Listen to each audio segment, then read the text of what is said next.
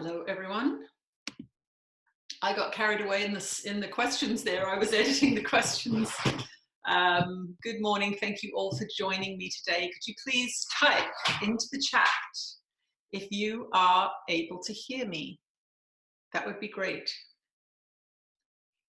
Yes.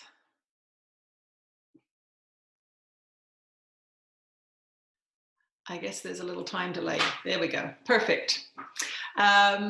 So this will be our last live streaming. Hi, everyone. This will be our last live. You can see little faces in the things that go. This will be our last live streaming for November. Our December live streamings will be done on Christmas Day and New Year's Eve. So it will be right at the end of December because I am traveling a lot. I'm at the New Mexico retreat at the beginning of December, and then I will be very, very busy for a week doing videos and finalizing the details for our new platform in the new year. Then I will be driving to Sedona for a week. So you're going to have to, I guess, you're going to have to wait a month till Christmas Day for our next live streaming, but you will get two very close together, and we'll give you all of the details that you need to know about our new platform there. Right, so I think that's all. I think that's all I need to say. Yeah, let's see what Jesus has to say to us today.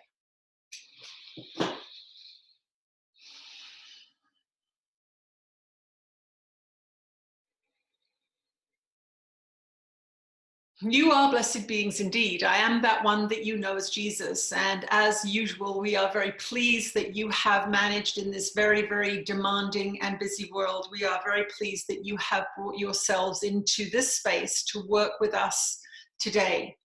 Today, we are going to be doing some big energy upgrades with all of you. Now, what does this mean? It means that we being the gathering of Jesus and Ananda, a lot of beings are going to be giving you as much assistance as we possibly can, given your free will and the parameters of your minds at this time. So your body and your energy system is determined by the frequency of the thoughts and beliefs and ideas that you hold. Some of you have been going through some very deep growth spurts, we will say, in this time of Scorpio, where you have been addressing things that feel as if they are old. And this is so. You have been addressing things that are old. They seem to be things that you have a hard time getting rid of. But many of you have made great strides in the last few weeks, and we would like to give you as much assistance as we can during this time that we are all gathered here together. So for those of you that are interested in having a little assistance, perhaps more than normal, because in these gatherings we have a greater access to the collective will, we will say. When you all gather together at the same time with the same focus, you are exponentially more active, let us say, in terms of transformation. So we would like all of you at this time to just take a couple of seconds here to close your eyes, and if you are willing, to give us permission to accelerate your physical and energetic systems to catch up with the work that you have done mentally and emotionally. We'll take a second here to let you ask for that if you feel comfortable asking for that. What your free will consent does, it gives us permission to connect things that have been disconnected. It gives us permission to reintegrate systems that have been fractured. It gives us permission to move memories a little bit. When you are doing deep forgiveness work, when you are changing old habits with great intention and focus, when you are accessing new parts of your mind because you know that you've been, let's say, stuck in a rut for a little while, you're pushing yourself to expand your consciousness, then memories can be adjusted. Memories are something that you think of as solid. This thing happened to me when I was 7. That is not so. Your memory is your version of events. The events, in fact, could have been quite different were you viewing them from an adult point of view. For example, when that child stole your truck in the playground that you were playing with, that's a very simple memory that a child may have. But if you go back to that scene as an adult and look at what's going on, you may see the parent telling the child, it's time to get that truck, we need to go home. But if you're very young and you don't hear that conversation and you don't understand about possession, you were just playing with the truck and the child came up and took it from you. And that may make you feel victimized. And that may be a story that you carry through your life, even though it was an inaccurate memory for you. That was the truth of that moment. As you're doing your forgiveness work, as you're transforming your mind using the principles that you are learning through A Course in Miracles, some of these memories can be adjusted for you. You may actually have a memory come up that's a little different than the last time you retrieved it. And you may go, oh my goodness, that's not quite the way I thought it happened. That is what we are doing in these kinds of circumstances. We are able to shift the past a little bit to be more in alignment with the frequency that you are now holding. You see, you think everything is cast in stone that's in the past. You understand that the future is malleable, but the past is malleable too. And this is one of the great gifts that forgiveness gives you. It literally changes your past experience, which does what? It changes your present experience as well. So we have somebody who has come on with their microphone active. If you have just come on to the broadcast, please mute your microphone. We can hear you eating chips or some such thing. Please mute your microphone so that we are not disturbed. We appreciate your cooperation. And so this is the kind of thing that we can assist you with now, because you have voluntarily made the changes in the last few weeks. Perhaps you have been working on an old habit that is very limiting and you're feeling that limitation. Of course, you are going to feel these things more and more as the frequencies are going up. And this time here at the end of the year is a big increase in frequency coming from the galactic center, which means you are getting more light, which means that you are forcefully being upgraded, and therefore you must deal with things that you have not yet been willing to deal with because they are surfacing.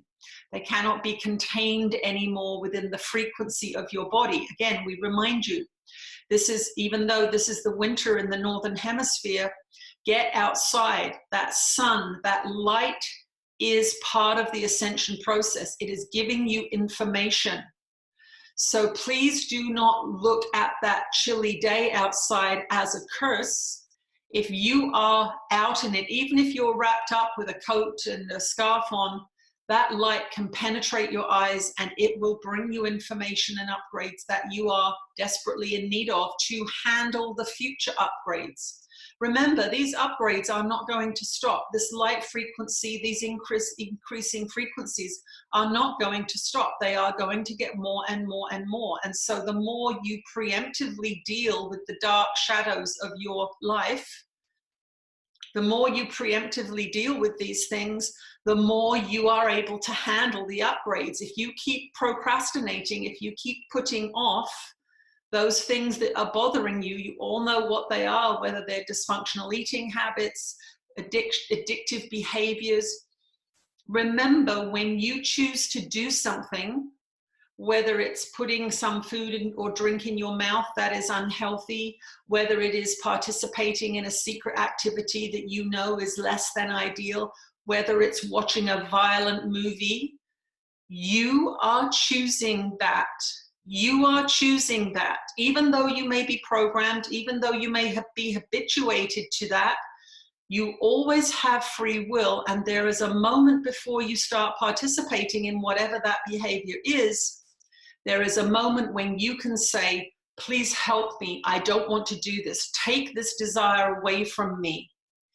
You must own now that which you are doing voluntarily, even though you say, oh, my mom taught me how to do this, or my school taught me how to do this, or everybody else is doing this. This is the time for you to reclaim your sovereignty. This is the time for you to say, I am the captain of my ship and I will do what I choose. Yes, there may be some discomfort in choosing differently, but we highly recommend that you do. Now, somebody put out a little complaint last time that they did not like being told what to do. And this we understand. I never really liked being told what to do when I was in the physical realm, such as you are all in the physical realm. We point you in the direction of behaviors that are going to be beneficent to you. Every single person on this planet has free will, and you can choose to disagree. You can choose to say, oh, that's too difficult. You are free to say, I enjoy this activity. I am not giving it up. You are all free to do that. And that really is the answer to that question. You do not have to do as we ask. You do not have to let us upgrade you. You do not have to do anything that we suggest. And then we ask the question, if these suggestions are considered bossy, we will say, then you have to ask yourself, why are you tuned into this work if the recommendations that we have are being ignored? Then you will seem to have less than ideal results. You will say, I have been listening to Jesus and Ananda for 3 years, and yet my life still is less than ideal. And then we would say, well, that is because you have not been doing as you have been asked to do. If you follow the lessons of A Course in Miracles, practice your forgiveness, do the clarification work as it arises. When you get upset about something, you ask yourself, what has this brought up in me? Then you will get results. This is essentially a scientific program. If you do intense forgiveness practice, you will get miracles happening. If you read the words but don't practice them, you will seem to have no results, and therefore it will seem that it doesn't work for you. So we say it is always up to you, but it is a feature of, we will say, now this does not, we do not want to be insulting in any way, but we will say an immature ego in that sense. Just as small children do not like to be told what to do, and you'll see them arching their backs in the supermarket and crying and screaming. That is a strong ego reaction.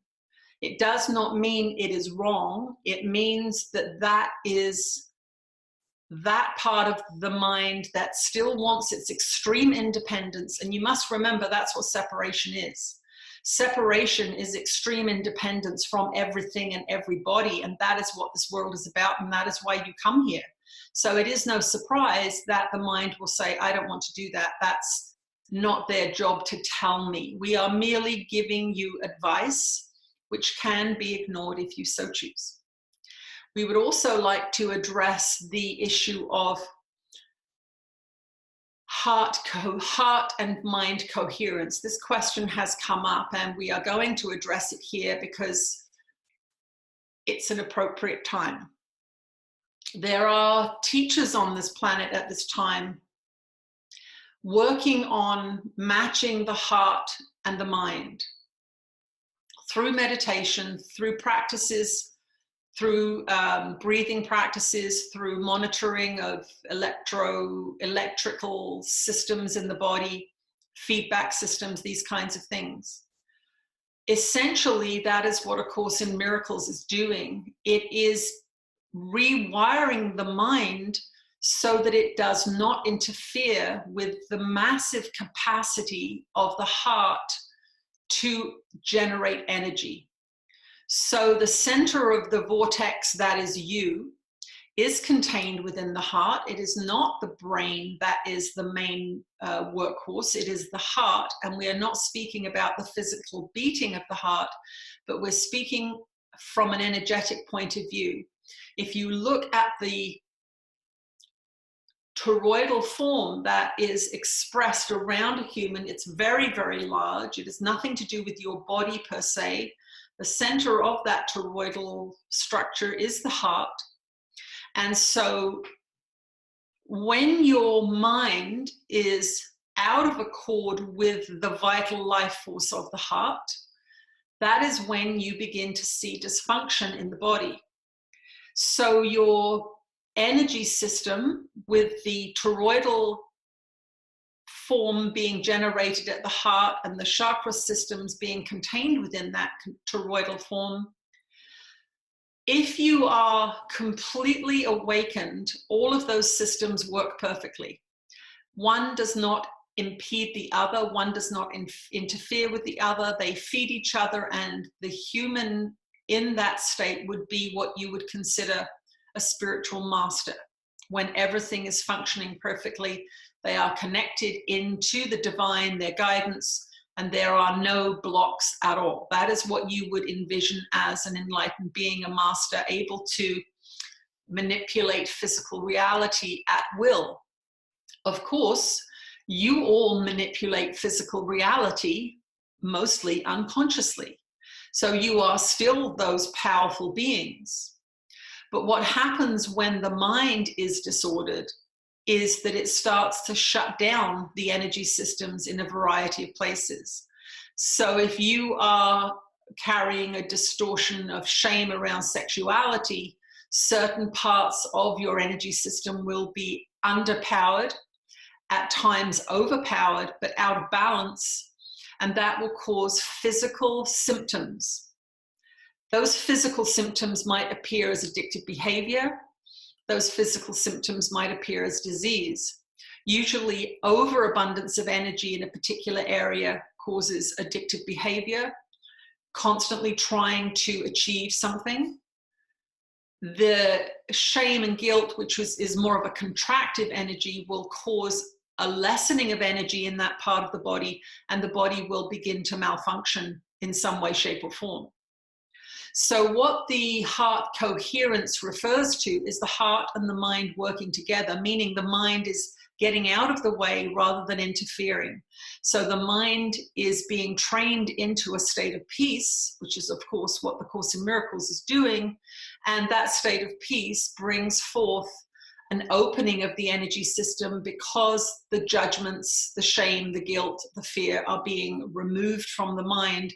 And the mind is very powerful, so it has the ability to affect your vital life force, which is that toroidal field generated by the heart center, not the physical heart, but the energy center that is the generating force of your entire system. So there are many ways to do this. Some people, for example, train their minds through sports. Some beings who are extremely fit and performing at high levels are using their relationship to the physical body to train their minds. They may be training their minds by watching others perform at peak. They may be training their minds by envisioning winning their heats and their competitions. They are training their minds by pushing through the discomfort barriers that stop most people. My legs are aching, I'm not going to run anymore. The peak performer will train the mind to override the body. So you may look at it as a physical expression. That person can run 200 miles. And yes, there are human beings who can run 200 miles. But what they have is powerful minds. And so that is one way of training the mind as well. So when you are hearing about other techniques of mind training or mind, body, spirit training, if you are drawn to them, investigate them. There is no error in that. Just because you're doing A Course in Miracles does not mean that you should not investigate other things. That would be like the restrictive rules of the monogamy system that you have on your planet. It's like having other friends. You're allowed to be married and have friends outside of the relationship. You're allowed to do A Course in Miracles and be a Buddhist, or be a Muslim, or be a Christian, or be a scientist, or be anything you like. It is an aspect of your life. It does not have to prevent you from investigating other interesting phenomenon. In fact, if you are attracted to and interested in something, there is something in it for you to learn. It may be that you're going to learn it's not for you, and that is fine. Crossing things off your bucket list, so to speak, is a very good thing indeed. When you pursue your passions, some of them will not live up to your expectations, and you will realize, that passion was something that was perhaps indoctrinated into me by advertising. For example, many of you who have gone to live in the tropics or in hot places realize that it's not as glamorous as it's made out to be on your television ads. For example, the mosquitoes, the water conditions, the bugs, the snakes. Many of you who have fallen for that propaganda have lived on a tropical island or in a tropical place and realize that it's very, very challenging. So following your passions is always the answer. It means that you are either going to reveal a program that is untrue in your mind, and you can then let it go and take back that space that it was using up and that energy that it was using up. Or if you follow your passions, you are going to be taken on a very, very interesting ride through a particular subject matter and experience. So that is our little introduction for today. We've covered a few topics there. This is the last session for a month, so we want to try and get as much information to you and through this being as we possibly can. Of course, this being will be working in the next little while, doing lots of preparation and channeling at the Mexico event, which of course is one of our favorite things, to have several days where we get to talk and talk and talk and talk. We love it. We will return shortly. All right. And they do talk and talk and talk.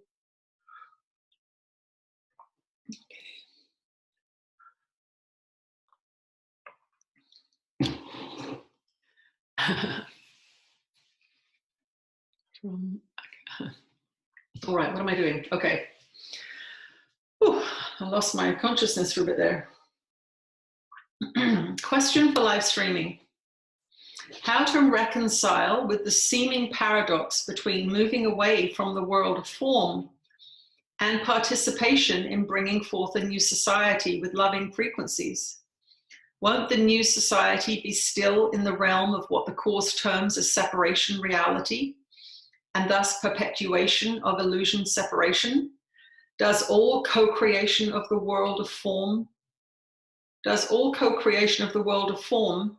happen within the separation realities only? Okay.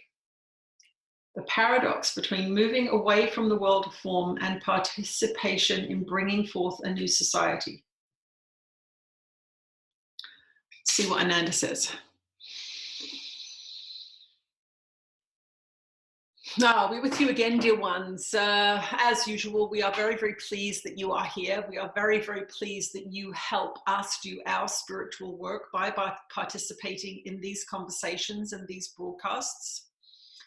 What you have going on at this time is a conscious process of awakening on a global scale. This is extremely unusual. Extremely unusual. And this is why you hear these stories of everybody waiting to see what happens on Earth. Why is it such a big deal? What's happening on Earth? Well, part of your history is that you are quite a big experiment in physical terms. You have had a lot of interventions and interferences, both good and not so good. Remember, this is a dualistic world that you are participating in. And so there is the light and the dark, but we bring to you the idea and image of the yin and yang symbol. The light has a little bit of dark in it, and the dark has a little bit of light in it, but together they form a whole.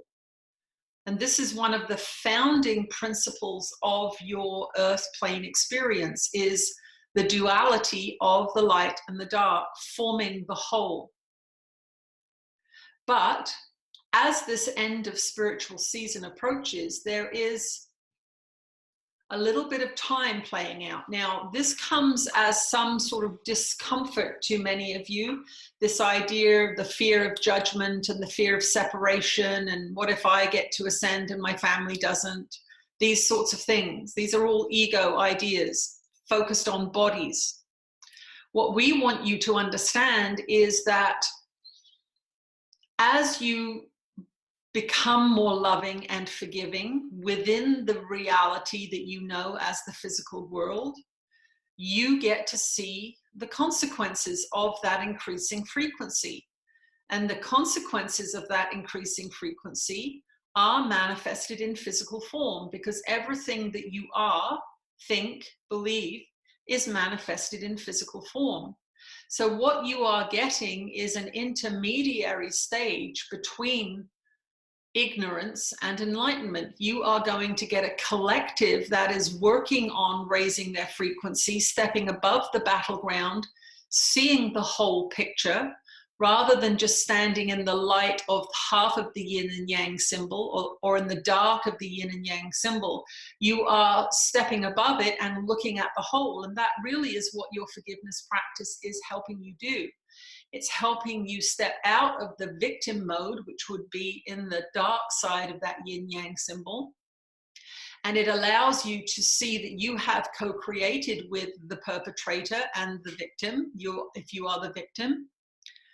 And when you are standing on the light side, you are not looking at the dark side and condemning it. You are seeing that it's part of this dualistic world. The dualistic world is separation manifested. But when forgiveness is brought into play, it becomes whole once again. It becomes holy once again. And of course, that's what you are all in various stages of. Is the physical realm only ever a separated experience? Yes. The physical individuated body is your demonstration of your belief in separation. Beings that rise above that frequency no longer need to be bound by physical form. So, for example, when Jesus was crucified, or his body was destroyed, he was able to rise above it because of the frequency, or because of the level of consciousness that he was now holding and attaining.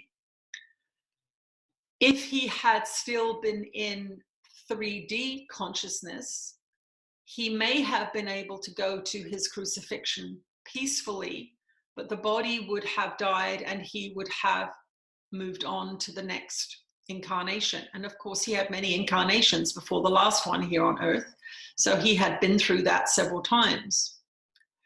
So any physical creature in this time-space reality, this 3D dualistic reality, is a physical manifestation of separation, but we don't want you to see it as a negative.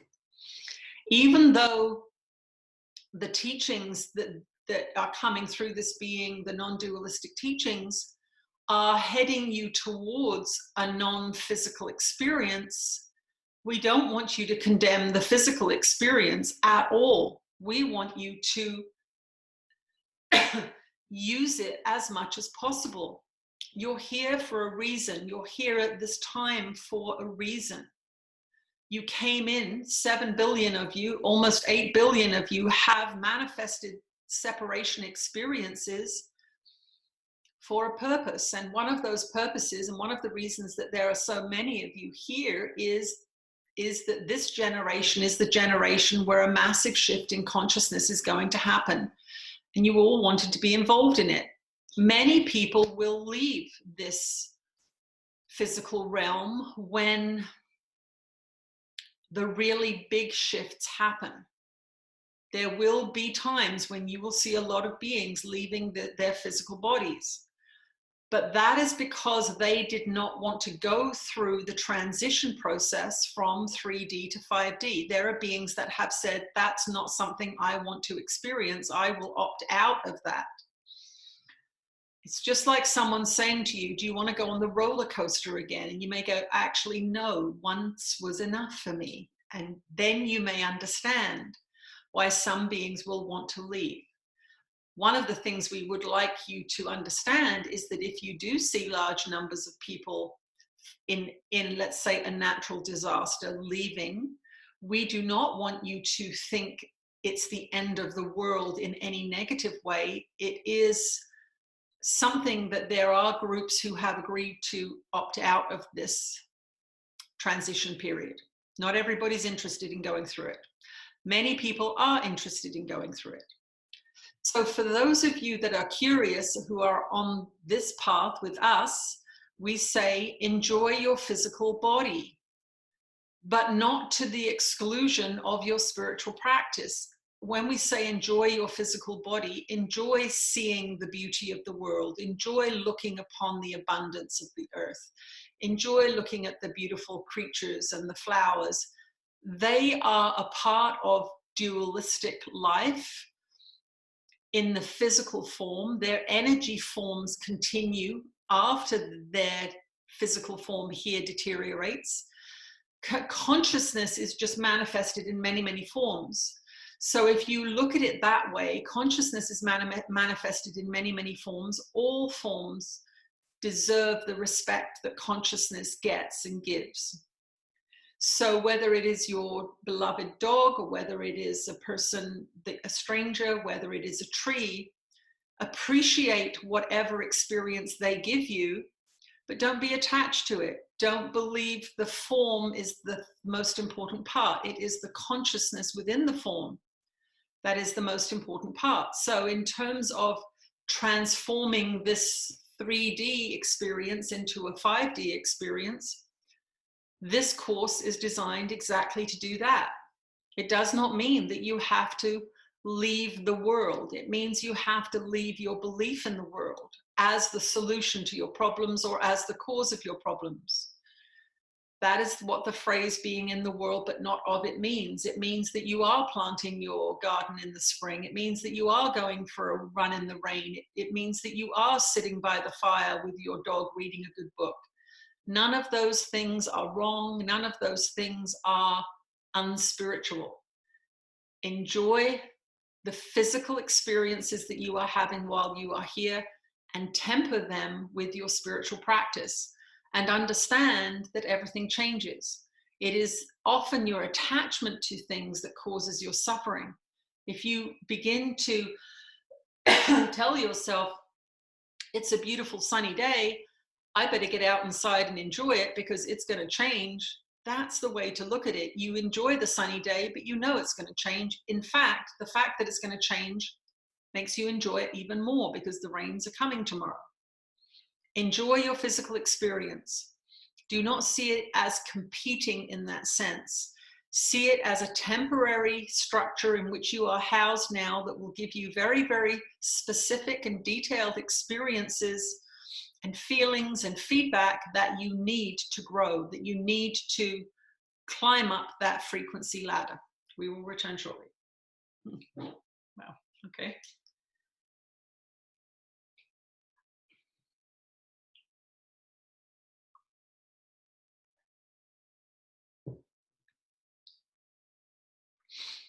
Okay.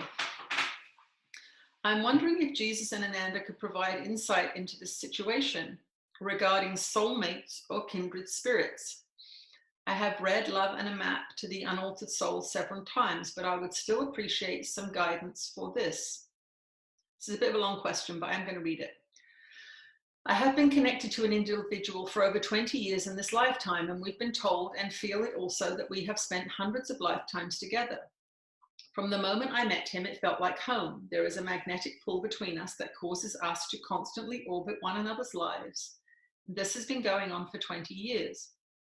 I've been told that there has been deep pain and loss in other lifetimes together, which we know are happening concurrently, which has caused fear and sadness to bleed through into this lifetime, resulting in him experiencing overwhelming feelings of fear to enter into another relationship. The connection we have is so profound that we can easily communicate telepathically through time and space, and miracles happen around us like this all the time. I've had many relationships during this period of time, and none of them feel quite right, and I cannot help but be drawn back to this one. No matter how much time goes by, I always know that we will once again orbit each other, maybe for a short period or maybe for a life one of these days. I've never experienced anything close to this in this lifetime, and most people I know haven't either. Sometimes I think that I must find a way to completely detach energetically to move forward once and for all, but it's not that easy, and there is a part of me that feels that it is only a matter of time before this story plays out again and again, until one day we go for it. Okay, let's see what Jesus has to say about this great love affair.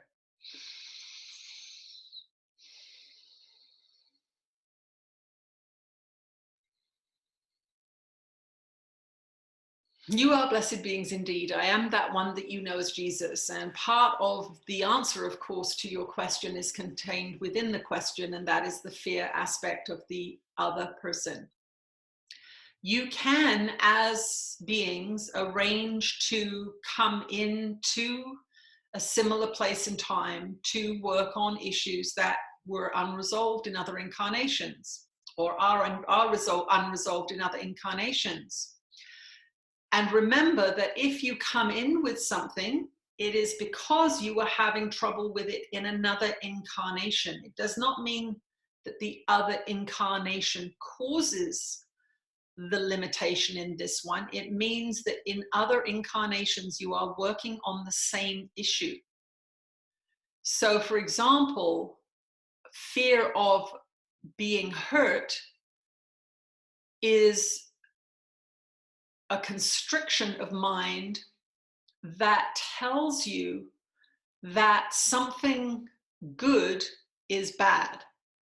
Something good is going to bring you something bad. And if you have had other incarnations together, then most likely that being is going through that same belief in other incarnations, and that belief will manifest negative experiences. So there is no way of making anybody do something that they are afraid of, other than the fact that they see that it is causing them suffering, unnecessary suffering in this life. And that's what all of you are faced with when you are afraid of something, when you are afraid of going back to university, even though you want to, when you are afraid of traveling, even though you want to, when you are afraid of speaking your truth, even though you want to. You all have exactly the same opportunity to break through a belief, a limiting belief. And that's what's happening here. This being has just got a repetition that is also playing out in other incarnations, and they simply have to choose. Our dear one had a friendship with somebody who had a very, very similar, was having a very, very similar experience. Many years ago, our dear one became friends with this person, and they had a very, very heavy karmic load of sadness around relationship and pain around relationship. They were completely incapable of breaking through the fear that had manifested in some very, very difficult breakups in this incarnation, even though they were highly compatible with our dear one. She hung around for a couple of years, but saw that this being was incapable of making a different choice. And so she ended that relationship because she could see that the pattern was so deeply entrenched within that person's current personality. But that person came in wanting to heal that in themselves. They came in and arranged to bump into this being, And the reason that they arranged that was because this being was practicing A Course in Miracles in such a way that she was allowing this person tremendous freedom, tremendous space that not very many other people would allow this person. And even given that circumstance, this person could not face their fears, and the relationship dissolved because our dear one made a decision. This is not going to change. Now, when we helped our dear one resolve this issue, that is what we told her. You were highly compatible, but this person's fear was greater than their courage. They will have another opportunity to do that work. And when she looks back at that decision, she can see that it was the right one.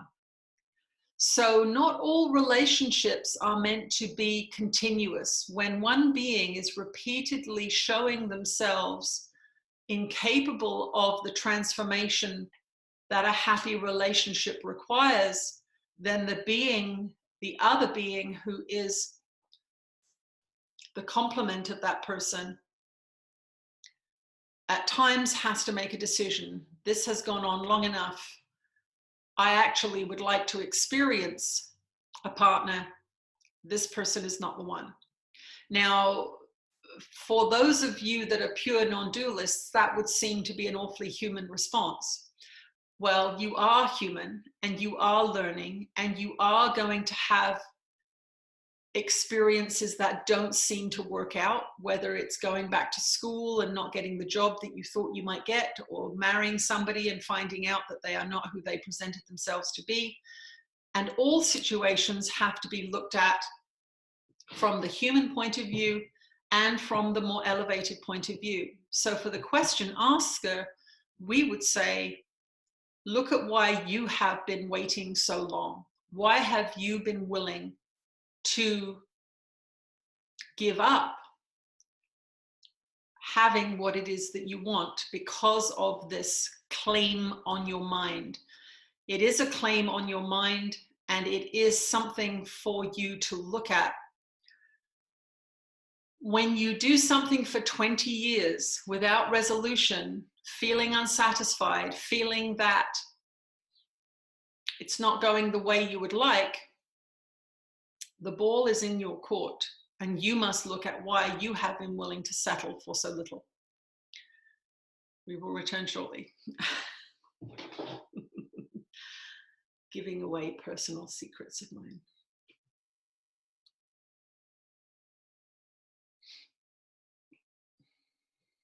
Okay, just give me a minute here.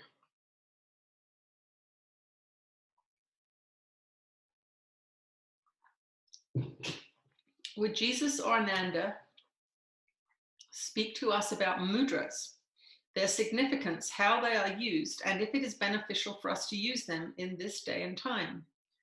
I am feeling to move my hands in certain ways spontaneously, and I get a good vibe when I think of mudras in general. Here's an article that piqued my interest. Okay, let's see what Ananda says. Oh, we're with you again, dear ones. These mudras are powerful antenna devices. We would like you to see your body as a cell phone tower. You understand this concept. Cell phone towers are receiving information and they are beaming information. You are like a cell phone tower. You are receiving information and you are beaming information. This is an antenna. This is an antenna. This is an antenna. These antennas run along certain meridians or cause energy to run along certain meridians in your body. And they are at times spontaneously moved when you are going through Kundalini experiences. So for example, when this being was going through her Kundalini awakening, mudras were used. We used them as we were accessing her nervous system and her body-mind system to send electrical and psychic information along certain nerve and access points, pathways. So if we wanted to use this mudra, for example, this would be going to the heart.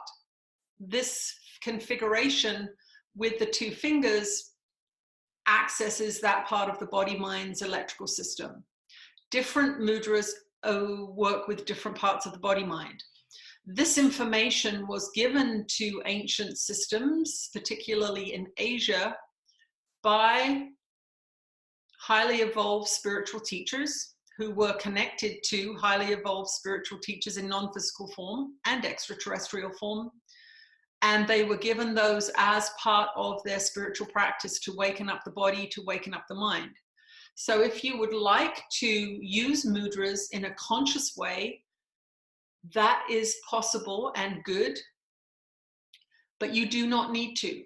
What you can do is allow us, when we are connecting with you, to move your body spontaneously once you reach that point of surrender where we are able to access your body. So for example, in this being's awakening process, we would use her hands to move energy around her system, to tap, to use mudras, to shift waves of energy out of her body, bring other ones in using her hands, because she had indeed clarified herself enough that she was not an impediment. When we are working with beings such as yourself, the point where we are able to use your body means that it's no longer an impediment. So you have clarified the body-mind system enough that there are no low frequencies or minimal low frequency speed bumps, as we often refer to them, within the energetic system, and then your own energy system can be used to clean your own energy system, because energy is flowing. You are not contaminated, constricted, constipated in that sense. So yes, mudras are a real thing. That's why you will see sacred paintings of beings doing this. That's why you will see yogi masters doing mudras. You can research them. Each one has a particular propensity, and we enjoy using them very much once we get to the point where we can access a human's body-mind complex. We will return shortly. Short and sweet. Okay.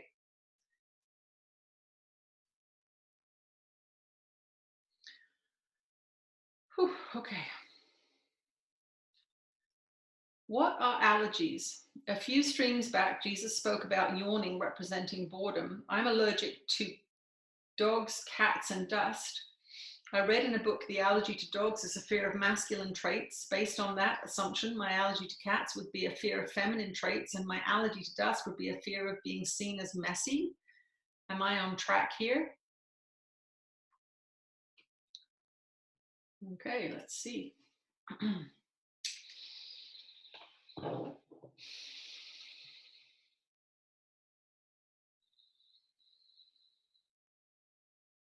You are blessed beings indeed. I am that one that you know as Jesus. And when you think about what an allergy is your body reacting inappropriately to a benign substance. Dogs are not dangerous. They may be a little dirty and grubby and smelly at times, but they're not going to hurt you. But your body is reacting as if it's dangerous. So what one would do is you would look at the qualities that a dog has. Dogs are active. Dogs are affectionate. Dogs are territorial. Dogs are forgiving. So whatever you are allergic to, look at the qualities of that thing and know that there's something in your mind that is causing your body to believe that that is an enemy. Now, this is not always, it is not 100% true that if you are unloving and unforgiving, that you will be allergic to dogs, physically allergic to dogs, but you won't like them. And that is also a kind of allergy. When you detest something, then you have a contrary belief to the qualities that that thing possesses. So for example, if you have an allergy to cats, cats are highly independent creatures. They are affectionate on their own terms. Many beings who are controlling do not like cats and may become allergic to cats because they want to have control, and cats don't allow you to do that. So that is the best way to look at various allergies. If you have allergies to things in the air, the breath of life is what keeps you alive. If you are allergic to lots of pollens and things that are contained within the air, that part of your body is underpowered, and that means that it is gasping for air. It is seeking more freedom. So use your logical mind and ask yourself what you are allergic to. Another thing that is an interesting phenomenon is motion sickness. And motion sickness represents a fear of moving forward, literally. It's a fear of change. And the movement, even though the logical mind says you get car sick because you are reading a book in the back seat of a car and your brain is getting mixed signals, exactly. You are giving yourself mixed signals. You are saying, I want to move forward in my life and expand, but I'm too frightened to, I'm too insecure to. And so the physical manifests as a demonstration of the non-physical in all ways. Every single physical manifestation is a match to something within your consciousness. We will return shortly. Okay.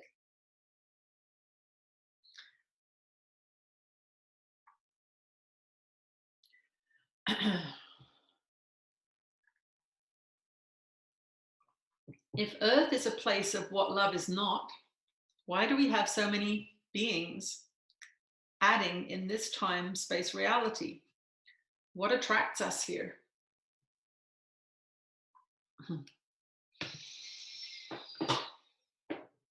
We're with you again, dear ones. Well, this does relate to the end of season opportunities. As we say, many of you, when we talk about the end of season, think it is a frightening thing, but it is an exciting thing for spiritual beings. And of course, you are all spiritual beings. You think of yourselves as physical beings, but to evolve in this particular generation, you need to come into a body and have that experience. There is nothing like Earth School for learning difficult things, for letting go of difficult things.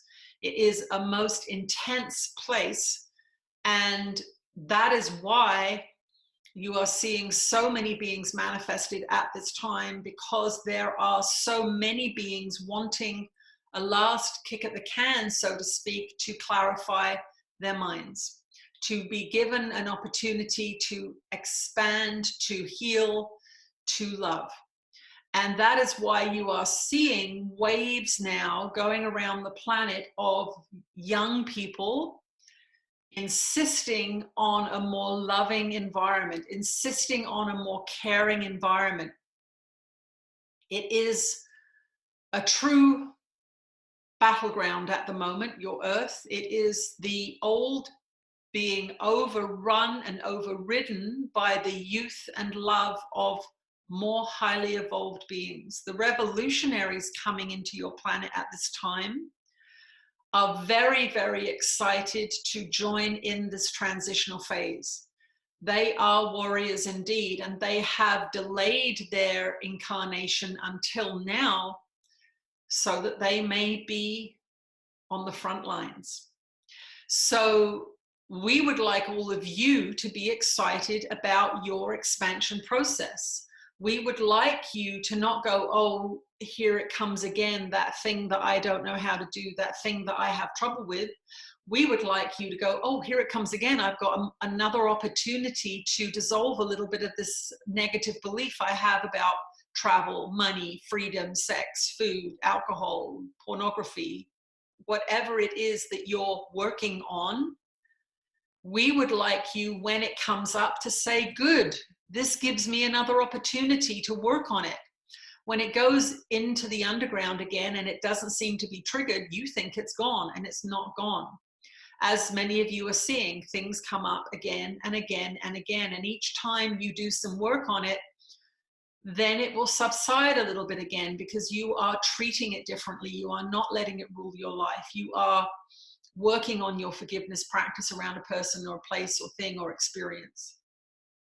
So we want you to see this time as extremely exciting. When you see different factions meeting each other and seemingly battling each other, we would like you to say, this is great. There is a new wave of loving, energetic,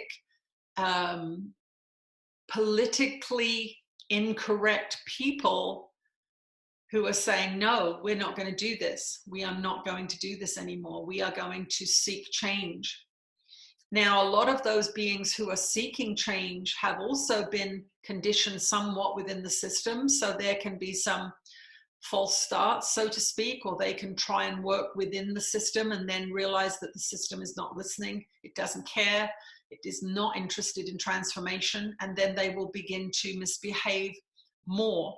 So this is one of the things that you are going to be seeing on the streets and in your cities. You are going to see more and more people going, no, we're not doing this anymore. And you're going to see big numbers of people going, no, we are not doing this anymore. And we don't want you to see it as a bad failure of society. We want you to go, there are the warriors. They're the ones, the young ones who have come in to facilitate this transformation. So that's why there's so many. It is because not only are there warriors coming in to assist in the transformation of your society, but you are also being given another opportunity to work on things that in the great cycle, the huge cycle that most of you are unaware of, that 25,000 year cycle. How many lifetimes have you experienced in 25,000 years? How many civilizations have come and gone? How many rulers have come and gone? How many opportunities have you had? The end of a season means there is a tallying of what you've got up to. There's a tallying on whether you've mastered love or not. And it is not a punishment. It is a graduation ceremony. So we say, enjoy your graduation this semester, and revel in the fact that so many have come here to experience this change that your society is going through. Many, many beings are watching you with great anticipation. We will return shortly. Okay.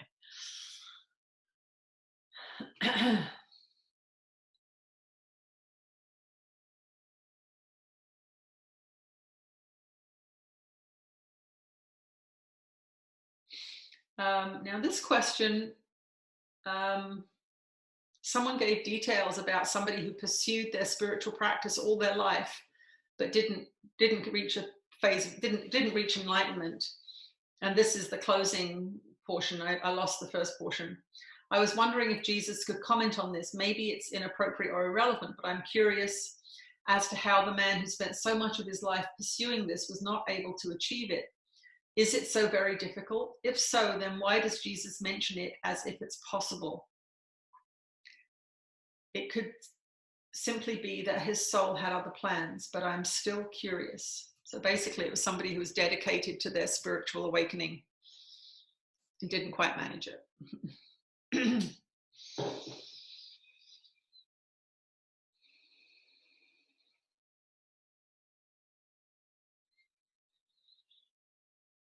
You are blessed beings indeed. I am that one that you know as Jesus. Many of you will have that ambition to awaken or become enlightened in this incarnation, and it will not happen in the form that you think or expect it to happen. Awakening and enlightenment are two different things. Once you begin to awaken, once you begin to realize what is going on, which many of you are in this group, you are beginning to see that you would prefer peace than to be right. You are beginning to see that you would prefer to be healthy than to indulge in unhealthy activities. You are awakening in that sense. But awakening is not enlightenment, and it is enlightenment that is the final phase, which means you no longer have to become manifested in a physical body on the earth plane to continue your lessons you have mastered. Well, that takes many, many lifetimes of intense spiritual practice. Some of you may become enlightened in this lifetime. Some of you may need another lifetime to become enlightened in. You may need to practice more, and that is okay. Most beings who want out of this lifetime and say, I want to become enlightened in this lifetime, say that because they're suffering. They say that because they're uncomfortable here. They say that because they're disillusioned and they're tired. Well, that means that you have not learnt the lessons of that this earth plane can teach you. If you are disillusioned and tired, it means that you have a lot of resistance still active, and that you have not come to that place of rising above the battleground. You are still in the battleground. And yet that tiredness, that disillusionment can be the very thing that says, I want to get out of here. I want to exit planet Earth this lifetime. Many beings will have several lifetimes where they are dedicated to their spiritual practice, but it is not their final one. So do not be so quick to see that as a failure. Whatever you do to aid your expansion, to aid your frequency elevation in this lifetime, will go with you into the next one, and you will be given more opportunities to deal with whatever you were unable to deal with. And we want to really bring to mind here this idea of the human timetable. The human timetable is so short, so very, very short. You think that 5 years is a long time. No, 5 centuries is not a long time. When we look at earthlings, when we look at humans, we would like you to be more patient. We would like you to be more diligent. We would like you to be more of a lot of things, but you often aren't. And so things get repeated and repeated and repeated, so that you have the opportunity to grow and learn and let go of things that are not serving you. But it can take quite some time. So the being that this person was referring to was in one of the later stages of their incarnational cycles, but they had not yet come to the final one. Now, when we speak about the ascension process and this last kick at the can, so to speak, the end of a spiritual season, it seems as if we are contradicting ourselves, saying, well, if you are of a certain frequency, then the new cycle will bring different experiences for you. No, the new cycle will bring higher frequency experiences for you. And if the graduation is not accomplished, you will still have physical experiences in each case, but there will be a different quality to them. There will be a frequency match to whatever frequency you achieve in this particular incarnation. But that is as it has always been. Every time you leave an incarnation, you take with you the experiences of expansion. You let go of the constrictions of the ego, but you still have to address the beliefs that followed you to the grave, the ones that you would not let go of, and you get given another opportunity. So essentially, it's just a grander version of that. You know how children now are graduating from kindergarten. Some parents think it's funny that you're graduating from kindergarten, but you're still going from one school to the other. It's not quite the graduation, though, of high school, where you leave school and go out into the quote unquote real world. So the individual incarnational graduation or repetition would be like kindergarten. The end of season graduation or repetition would be more like high school. We will return shortly. Okay.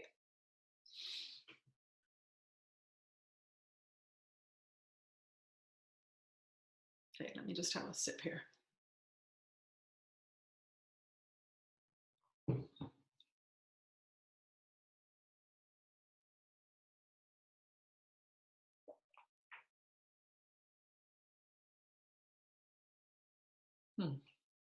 Okay.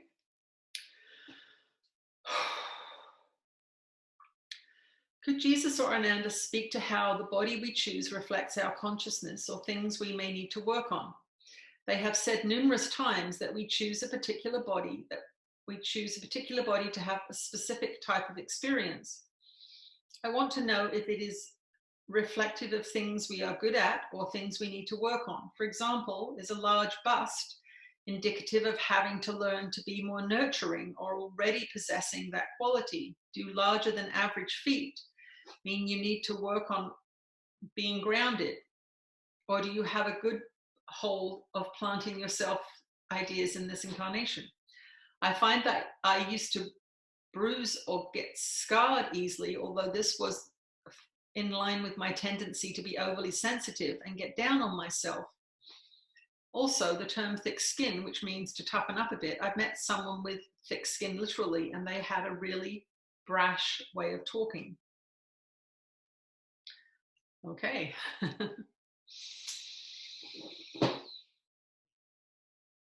No, we're with you again, dear ones. The physical bodies in which you find yourselves bring you certain experiences. There are, of course, those beings who are very, very athletic. It's very clear from the time they're young that they can run very, very fast, that they are strong, that they are muscular, and that their life is going to be one of competition. Now, that being chose that because they wanted to have a life of competition. Sometimes somebody may come into several incarnations doing the same thing. For example, this being has had several incarnations as an artist.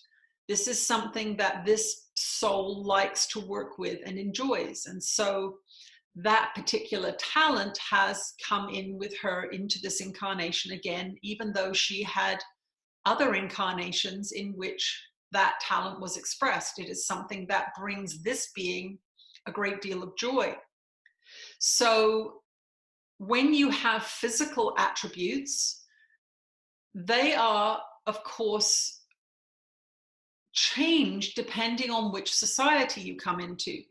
If you come into a society where dark skin is valued, then you are going to have a different experience with it than if you go into a society where dark skin is hated. So it's not an absolute in that sense. It will vary depending on what culture you come into.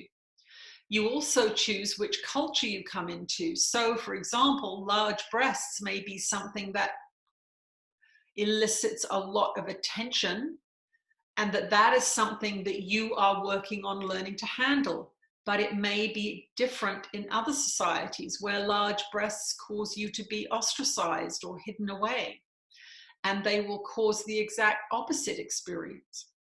So it's very, very culturally dependent. So if you are wondering about your own configuration, what we would like you to do is to say the first thing that we would like you to do is to practice acceptance of your configuration. Instead of saying, I wish my hair was straight when it's curly, appreciate the curls. Start really looking at allowing your hair to be curly. It could be that your future partner loves curly hair, and that's why you have it, so that that connection is made.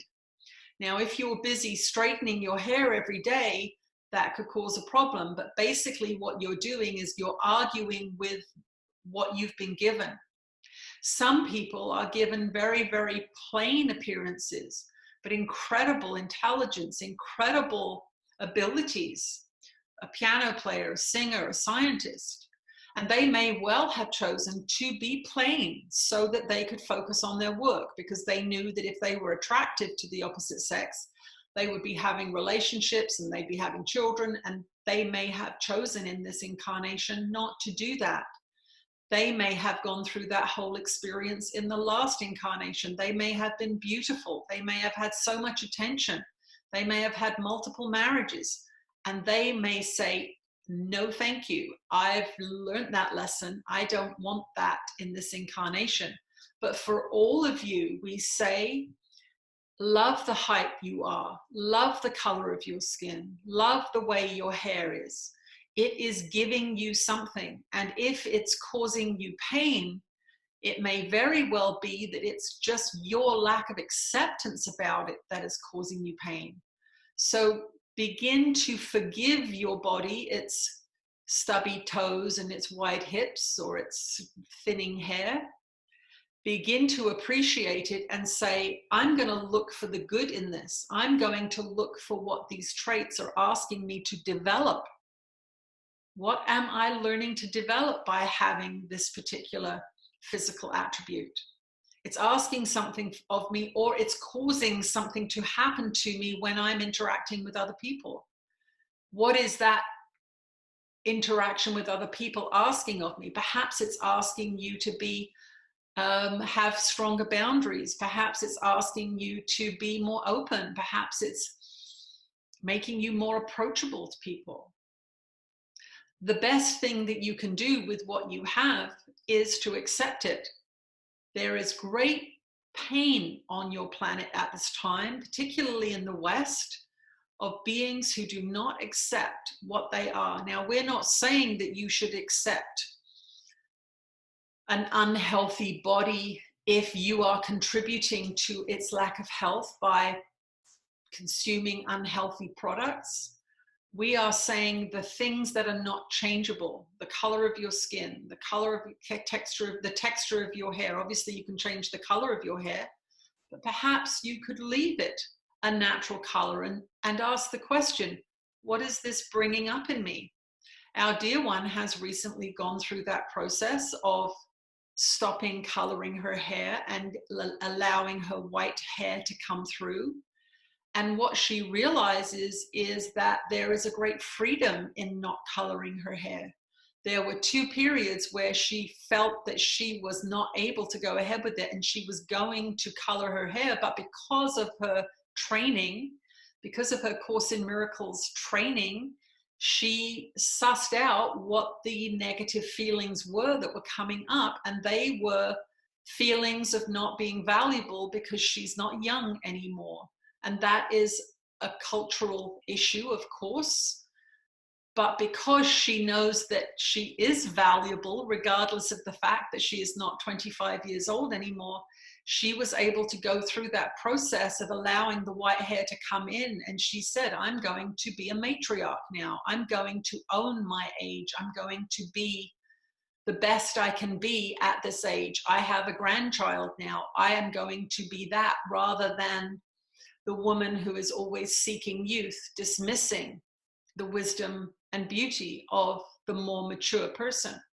So she went through her own transformation as it relates to that particular subject. So we would suggest that all of you begin to do that too, and you will begin to let go of those judgments about what you should and shouldn't be. Of course, you have a tremendous ability to transform your bodies through good nutrition and through healthy exercise, and we would always encourage you to do that if there are physical problems that are related to those issues. But the size of your feet and the color of your hair and your height and these sorts of things, allow them to be.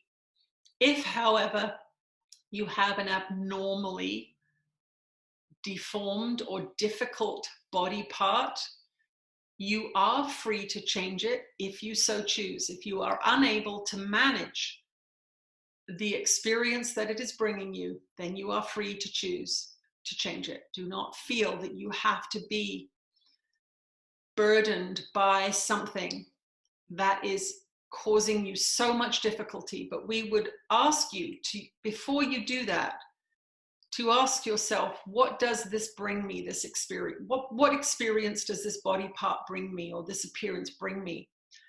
Has it taught me to be more self-reliant? Has it taught me to be value my inner qualities rather than my outer qualities? Perhaps that's what it was for, and perhaps you have done the work that it was for. We will return shortly.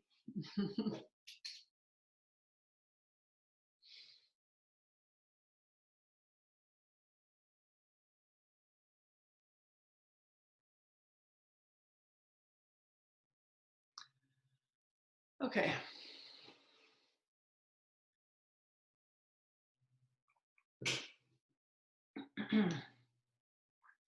Today's lesson, number 318, talks about salvation. Can Jesus add a modern definition of this word? I like the course uses error, missing the mark, or love lack to describe sin. Is there such an equivalent word for salvation? Another such word is atonement, or better expressed as at-one-ment. Okay.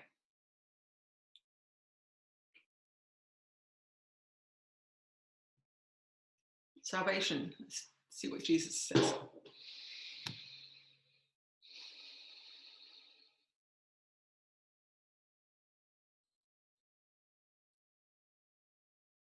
You are blessed beings indeed. I am that one that you know as Jesus. And salvation really is the removal of delusion from your mind. It means that you are aligned with truth and are working daily towards that accomplishment, living in truth, living in a congruent way, thought, word, and deed in alignment.